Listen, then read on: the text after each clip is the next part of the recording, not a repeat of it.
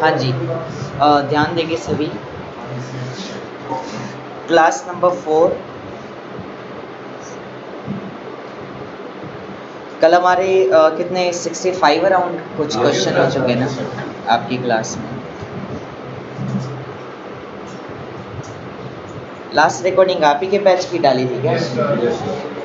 चलिए, उसमें तो शायद 70 हो रखा है क्वेश्चन रिकॉर्डिंग में, तो 65 हुआ आपके बैच में, फिर दूसरे बैच की रिकॉर्डिंग डाली होगी फिर। चलिए शुरू करेंगे। क्वेश्चन नंबर है 65। The default view in Excel is dash view. कह रहे कि एक्सेल के अंदर कौन सा व्यू डिफॉल्ट मिलता है। जैसे एमएस वर्ड में क्या होता है, प्रिंट लेआउट, और अगर हमें एक्सेल में चेक करना है तो व्यू पे जाकर यहाँ से हम चेक कर सकते हैं कि नॉर्मल व्यू मिलता है हमें बाय डिफॉल्ट। अगले क्वेश्चन में the letter and number of intersecting column and row, यानी कि एक जो सेल होता है वो कैसे बनता है, कॉलम नेम और रो नेम को मिलाकर, यानी name of the column plus name of the row is called cell address. एक सेल का एड्रेस कॉलम और रो नेम को मिलाकर बनता है। And the next one is which of the following is not a valid formula in MS Excel। इनमें से कौन सा फॉर्मूला है जो वैलिड नहीं होता। अगर मैंने यहाँ पर दो वैल्यूज लिख दी एक सेल के अंदर, मैं एक न्यू शीट ले रहा हूँ। न्यू शीट लेने की कमांड क्या होती है, बिल्कुल, तो शिफ्ट प्लस में F11। मैंने फर्स्ट सेल में अमाउंट लिखी 20, फिर लिख दिया 10। अगर मैं इस सेल में लिखूँ, अगर दोनों को हमें प्लस करना है तो हम क्या लिखते हैं, A1 प्लस में A2, यानी कि first cell address plus second cell. और अगर मैं यहाँ पर ये टाइप करता हूँ इक्वल टू A2 पहले लिख दूँ और A1 को बाद में, तो क्या आंसर आ जाएगा, बिल्कुल आ जाएगा। और अगर मैं यहाँ पे 1 की वैल्यू ऐड करता हूँ A1 में, तो क्या आंसर आएगा। हम चाहते हैं 1 प्लस करना है, किसके अंदर, A1 में। A1 क्या एक सेल का रेफरेंस, बिल्कुल, तो ये भी हो जाएगा। तो आंसर में 21। या अगर मैं ऐसे लिखूं कि A2 प्लस में 2, तो क्या ये ऐड होकर आएगी, ये भी आ जाएगा।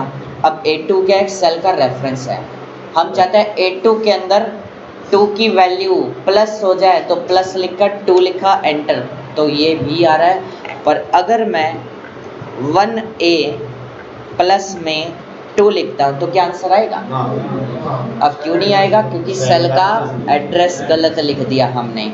जबकि सेल का एड्रेस जैसे क्वेश्चन में भी यही लिखा हुआ आ रहा है कि 1A प्लस A1 होता है, 1A नहीं होता। पहले कॉलम नेम पढ़ा जाता है, देन रो नेम। अगले क्वेश्चन में इन MS Excel 2010 में कौन सी कमांड का यूज हम हाइड करने के लिए करते हैं किसी कॉलम को, कंट्रोल 0। जब हम कीबोर्ड से कंट्रोल 0 दबाते हैं, जैसे हमारा कर्सर है C कॉलम में, कंट्रोल के साथ 0 प्रेस कर रहा हूँ, देखो कॉलम हाइड हो गया। हमने यहाँ पर अगर इसके अंदर रो हाइड करनी हो तो रो हाइड करने के लिए कंट्रोल के साथ 9, तो यहाँ पे 9 दबाया तो रो नंबर 5 हाइड हो गई, अनडू कर देंगे। अगला क्वेश्चन आता है the shortcut command of to create a chart. अगर हमें चार्ट बनाना है किसी भी डेटा टेबल पर, जिस भी डेटा टेबल के ऊपर आपने चार्ट बनाना है, बस आपको उस डेटा में कहीं पे भी बस कर्सर रखना है। उसके बाद जैसे ही F11 बटन प्रेस करेंगे तो यहाँ पर देखो एक चार्ट इंसर्ट होकर आ जाता है, और नीचे देखो एक अलग से शीट दिखा रहा है चार्ट 2 के नाम से। इससे पहले मैंने इसी सेम फाइल के अंदर प्रीवियस क्लास में अभी एक चार्ट 1 इंसर्ट किया था और डिलीट करके दिखाया था उसमें।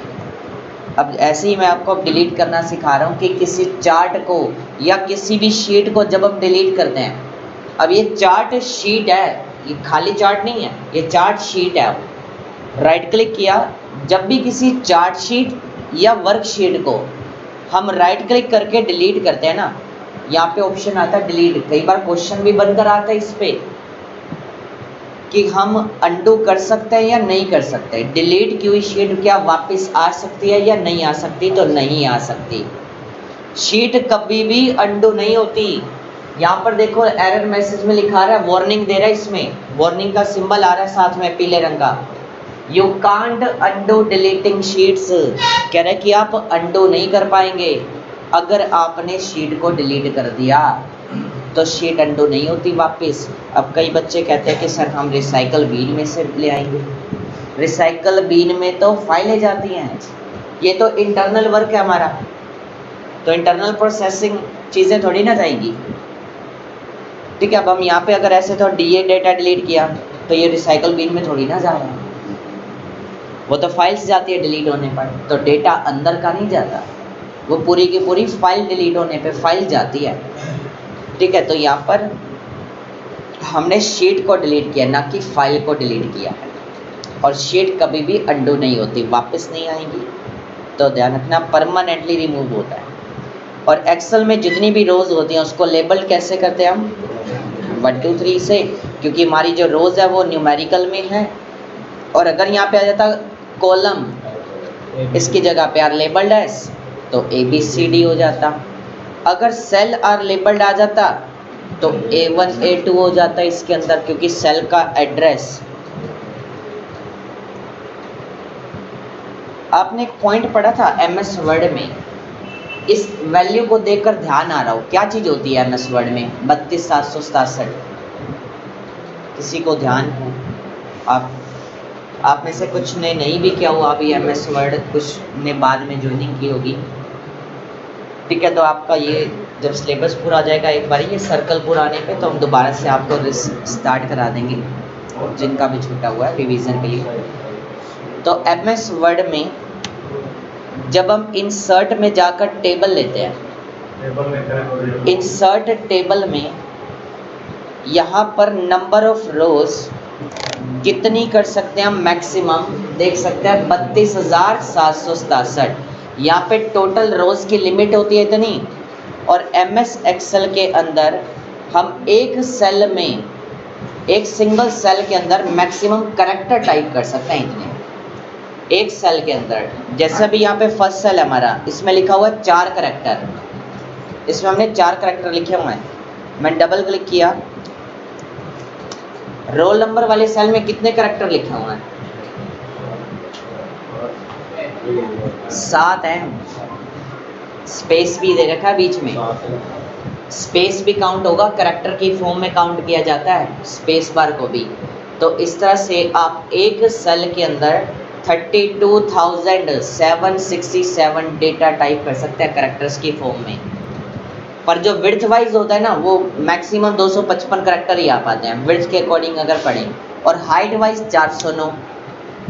एक सेल की जो विड्थ होती है वो मैक्सिमम 255 कैरेक्टर की। अगर हमें चेक करना हो तो फॉर्मेट पे जाकर कॉलम विड्थ पे क्लिक करके, यहाँ पर मैंने कोई भी एक रॉन्ग वैल्यू पुट करी, एंटर करने पर मैसेज में भी दिखा रहा है column width must be between 0 and 255 character. तो 255 कैरेक्टर की होती है मैक्सिमम। और अगर हम हाइट की बात करें तो इसमें आता है रो हाइट के नेम से, कोई भी एक लॉन्ग डिजिट आप पुट कर देना, एंटर करने पर दिखा रहा है कि मैक्सिमम हाइट 409 कर सकते हैं, इससे ज़्यादा नहीं हो पाएगी। तो यहाँ पे 409 मैक्सिमम, मिनिमम 0। पर जो टोटल विड्थ होती है 32,767 कैरेक्टर की होती है। तो अगले पॉइंट में पढ़ेंगे the function in Excel checks whether a condition is true और नॉट। तो एक इफ फंक्शन होता है, इफ का मतलब होता है अगर।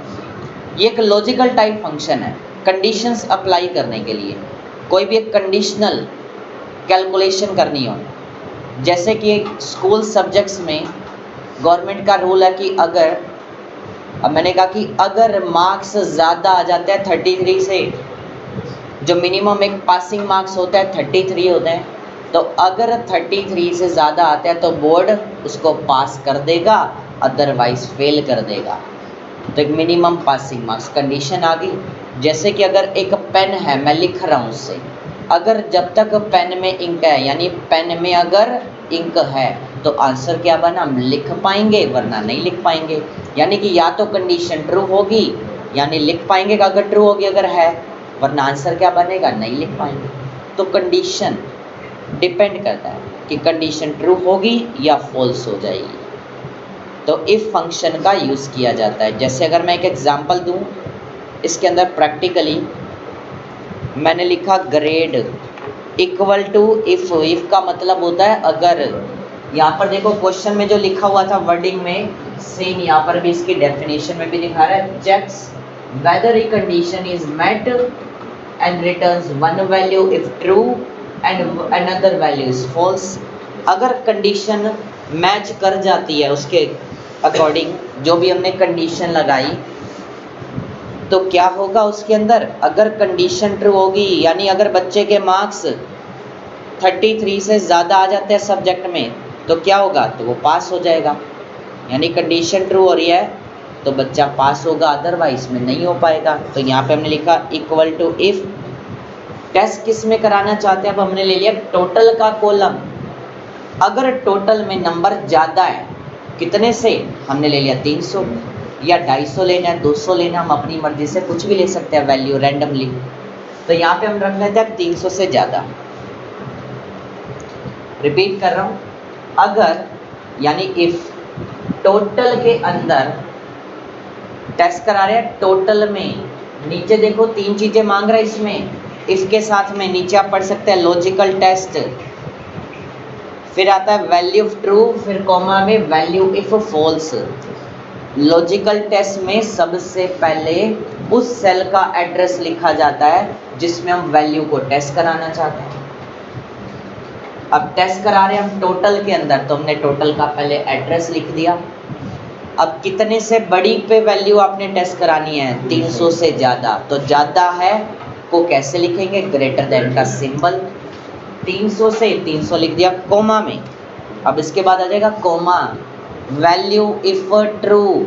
अगर वैल्यू ट्रू हो जाए तो आंसर में क्या लिखा हुआ है, डबल कोट का साइन लगाकर लिखना होता है, मैं पास। ये तो हो गया ट्रू पार्ट।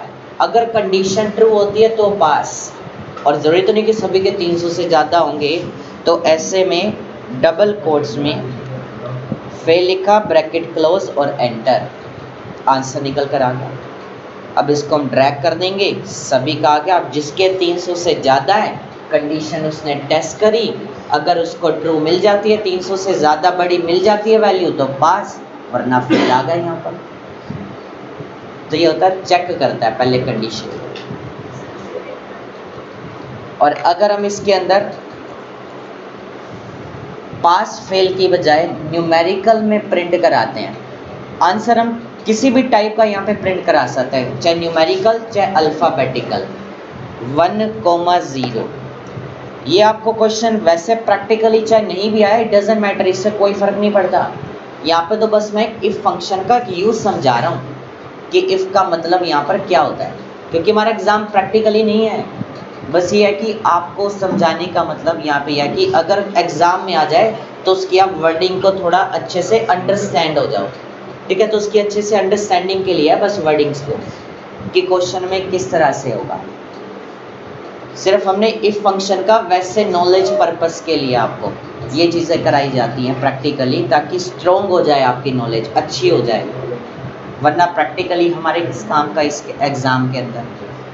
बट अगर हम प्रैक्टिकली से थोड़ा सा अच्छे से हो जाता है यूज़, जब हम देख लेते हैं। अभी हमने ये पढ़ा था, in Excel column are labelled as ABCD।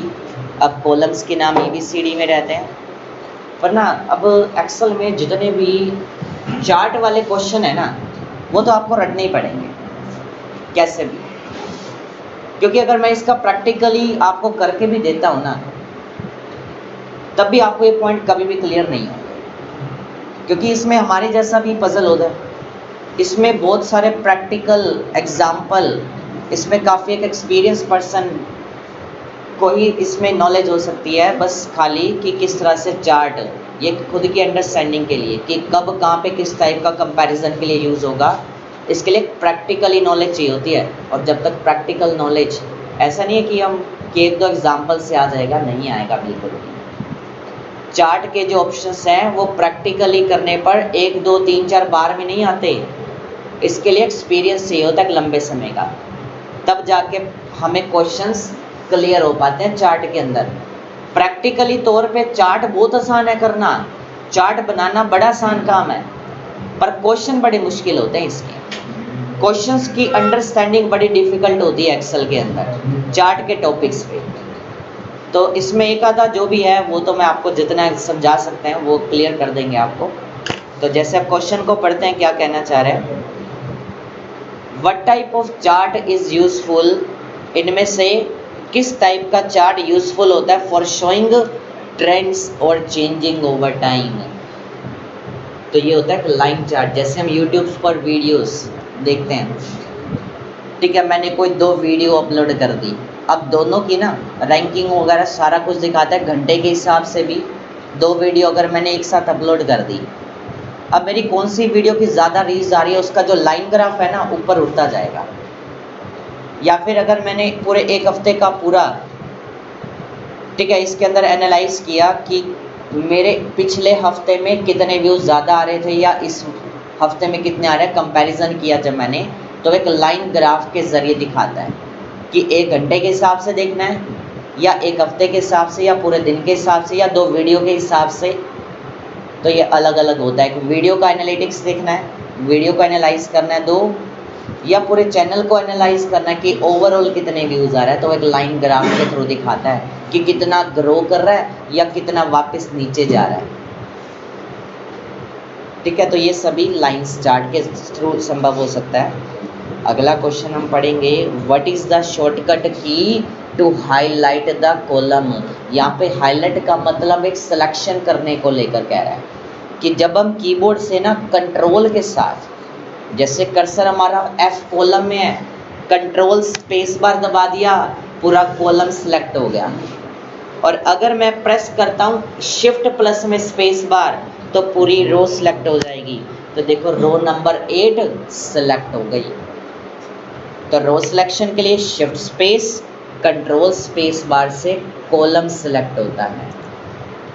अगला क्वेश्चन है, हम जो भी कैलकुलेशन से रिलेटेड डेटा डिज़ाइन करते हैं, कोई भी स्टैटिस्टिकल हो, फाइनेंशियल हो या ग्राफिकल डेटा हो, या आपने कोई सैलरी रिकॉर्ड बनाना है, कोई अटेंडेंस शीट है, फीस रिकॉर्ड है, कोई रिजल्ट बनाना है स्कूल कॉलेज या यूनिवर्सिटी का, तो ये सभी किस में बनता है, एक्सेल के अंदर। कि कैलकुलेशन से रिलेटेड जितना भी डेटा है वो सब हम एक्सेल में कर रहे हैं।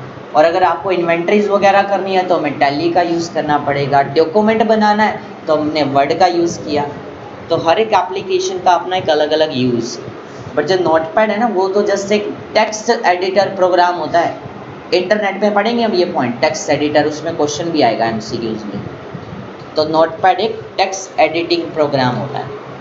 Question number 77। अब देखो यहाँ पे 2 एम्प्लॉयज़ की ना परफॉर्मेंस कंपैरिजन के लिए बेस्ट टेस्ट जो एक बेटर ऑप्शन होता है वो एक लाइन चार्ट होता है जिसके थ्रू हम कंपेयर कर सकते हैं। वैसे तो कॉलम चार्ट में भी होता है, बट ये क्वेश्चन मैंने एक CGL या फिर JSA के एग्ज़ाम्स में से उठाया था, ठीक है। और जो लास्ट करंट अभी जो आए थे ना क्वेश्चन, वही वाले क्वेश्चन इसमें डाले हैं मैंने चार्ट के, जो भी करंटली अभी जो CGL के एग्ज़ाम भी हुए हैं वो क्वेश्चन डाले हैं मैंने चार्ट के अंदर, ठीक है। तो ये इम्पॉर्टेंट क्वेश्चन है। और इसके अंदर मैं आपको 3 क्वेश्चन जो चार्ट के कराने वाला हूँ, एक पाई चार्ट के ऊपर, उसके अंदर ना क्वेश्चन नंबर जैसे 80, 79 और 78 एक ही चीज़ के ऊपर है, वर्डिंग अलग अलग में दे रखे हैं। तो उससे पहले हम इसको पढ़ते हैं पाई चार्ट को। इसके अंदर टू परफॉर्मेंस, तो परफॉर्मेंस के ऊपर अगर हम बात करें 2 लोगों की,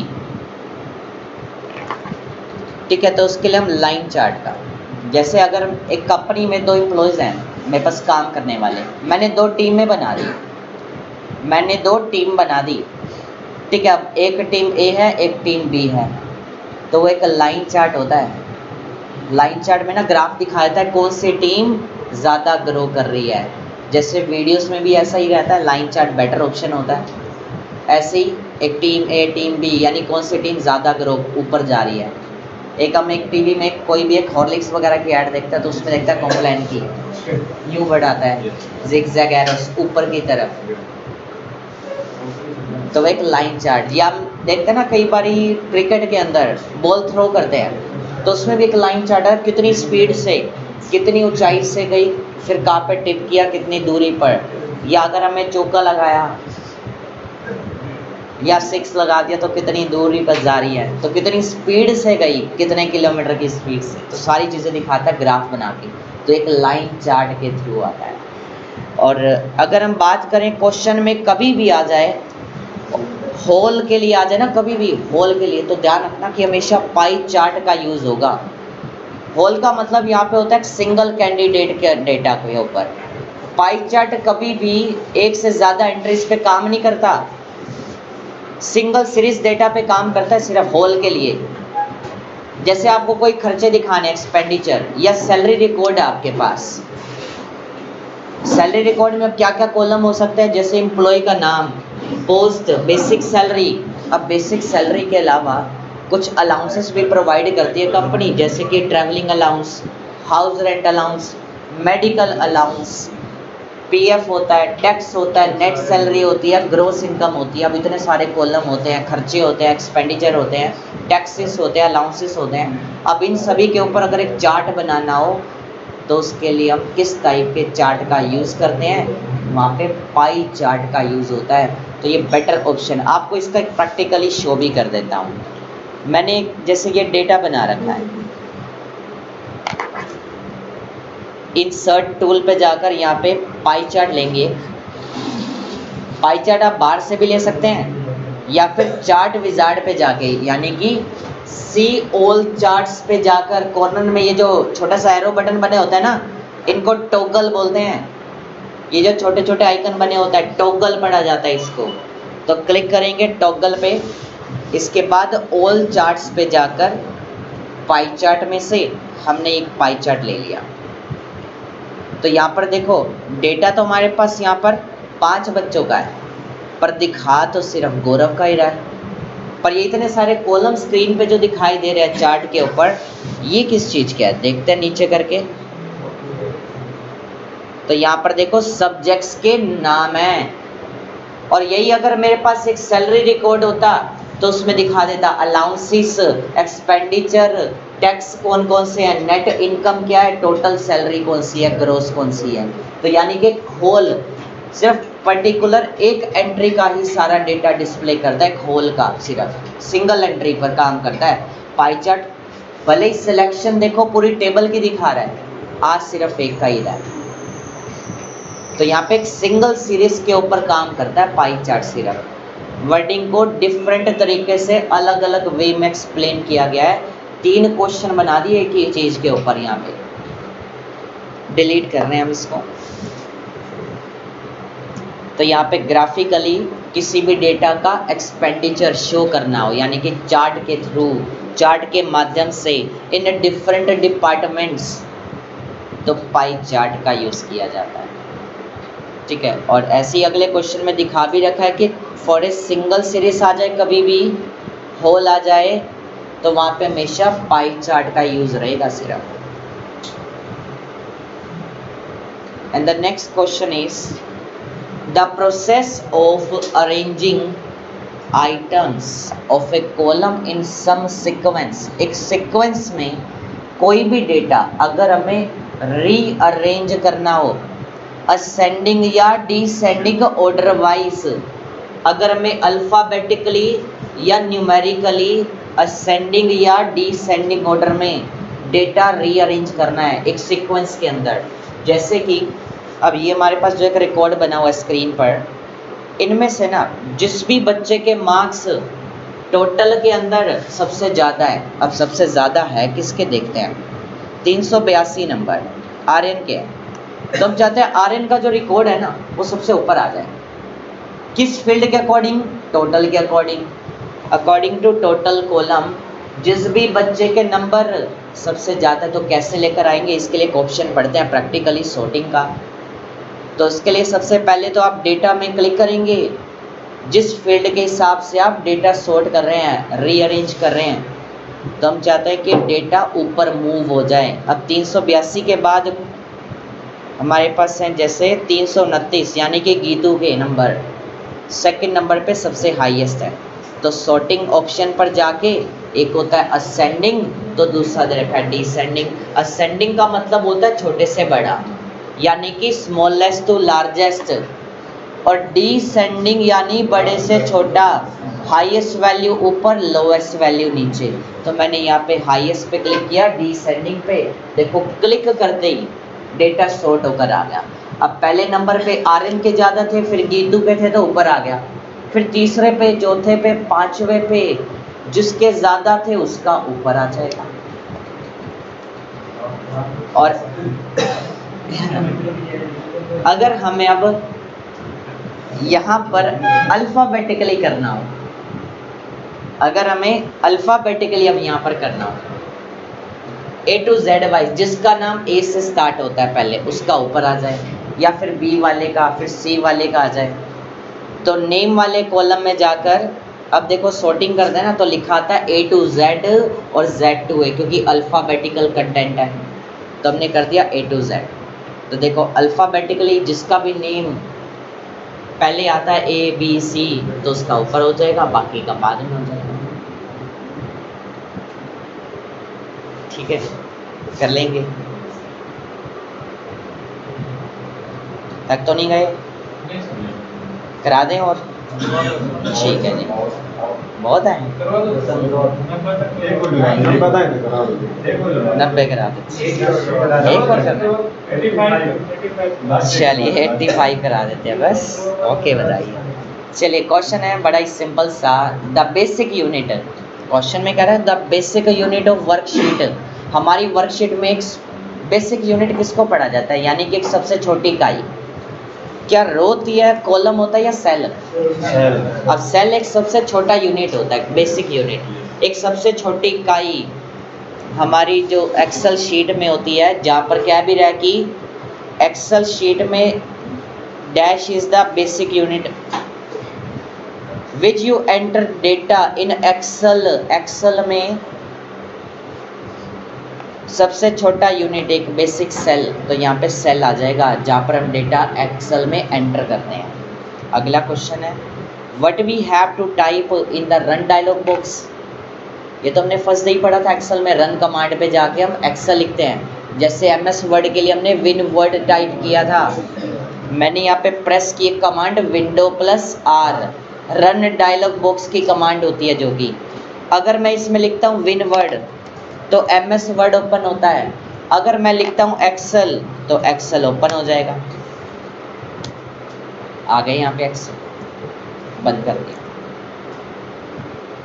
इन एक्सेल 2013 वर्जन में बाय डिफ़ॉल्ट कितनी शीट्स ओपन की हुई मिलती हैं हमें, और 2013 से पहले 3 डिफ़ॉल्ट होती हैं बाय डिफ़ॉल्ट, यानी 2010 और 10 से पहले जितनी भी वर्जन है सभी में 3 शीटें डिफ़ॉल्ट होती हैं और इम्पोर्टेंट क्वेश्चन में कवर होता है। और इसमें एक्सेल में जितने भी सेल्स हैं वो are labelled as A1 B1 C1, यानी कि जो सेल का जो रेफरेंस होता है वो कैसे डिफाइन करते हैं, किसी सेल को आइडेंटिफाई कराना है तो उसके एड्रेस से किया जाता है, तो उसका जो लेबल होगा।